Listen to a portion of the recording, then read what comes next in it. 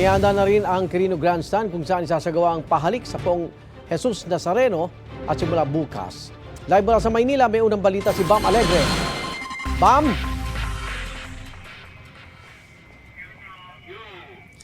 Igan, good morning. Bukas isasagawa ang pahalik dito sa Quirino Grandstand kaya ngayong umaga pa lang ay nakahanda na yung stage kung saan ito gaganapin. Full force ang lokal na pamahalaan ng Maynila sa paglinis sa paligid ng Quirino Grandstand ngayong umaga. Tinitiyak na walang makikitang kalat sa bawat sulok. Force multiplier din ng MMDA na tumulong din sa pag-setup ng stage. Isang tradisyon ng pahalik na hahalikan o hahawakan ng mga deboto ang imahen ng Poong Jesus Nazareno. Magsasagawa muna ng misa para sa mga volunteer bago ang pahalik.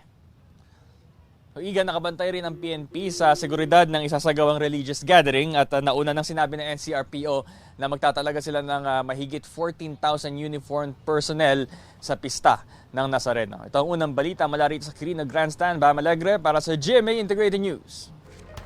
Igan, mauna ka sa mga balita, mag-subscribe na sa GMA Integrated News sa YouTube para sa iba't ibang ulat sa ating bansa.